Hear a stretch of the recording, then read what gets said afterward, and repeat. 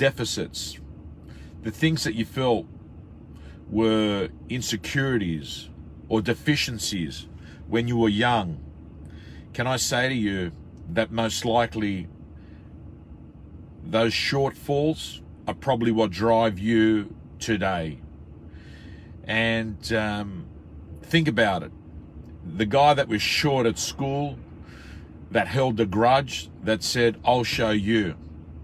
And what do we see? A lot of short man syndrome.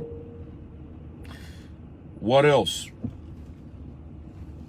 The kid that wore glasses, that was made at fun at school, 4 eyes. What happens? He ends up being the guy that says, I'll show you. I'm not a 4-eyed monster, or whatever they said to themselves.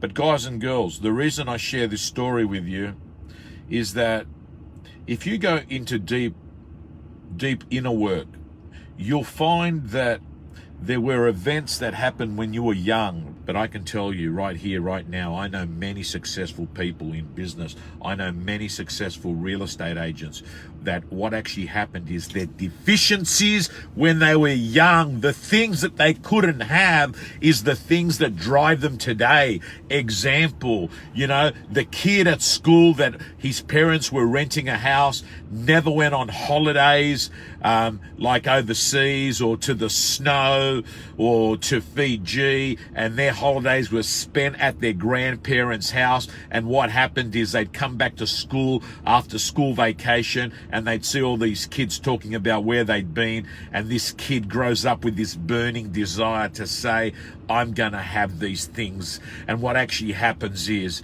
these insufficiencies, these deficiencies, these shortfalls, what happens is they end up becoming driving forces of people as they grow older. Hence the theory, give me someone that's had a dark past and I'll show you that they can have a bright future. So guys and girls, I'm gonna tell you that there is a gift that's badly wrapped sometimes in an upbringing that is not a beautiful, upbringing with great private education and university education and necessarily the perfect home on the quarter-acre block with a happily family picture, right? We see plenty of people go two ways.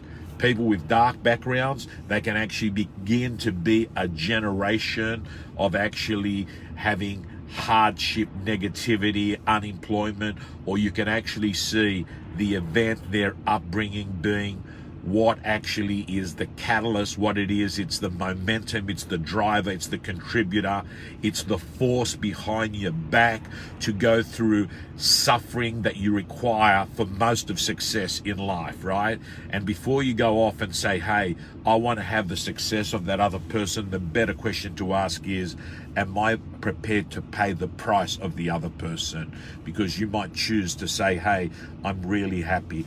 Maddie Steinway is an example of that. Let's talk about Maddie. Maddie's an example of that. It's these shortfalls that he had in his earlier life that he turned around and he said, I'm going to take my life to extreme standards. I'm going to do things that others aren't going to do so I can have things that others won't have tomorrow. And you could sit there and you can interview him for hours and hours, but I can tell you, if it wasn't for the background that he had, he wouldn't be where he is today.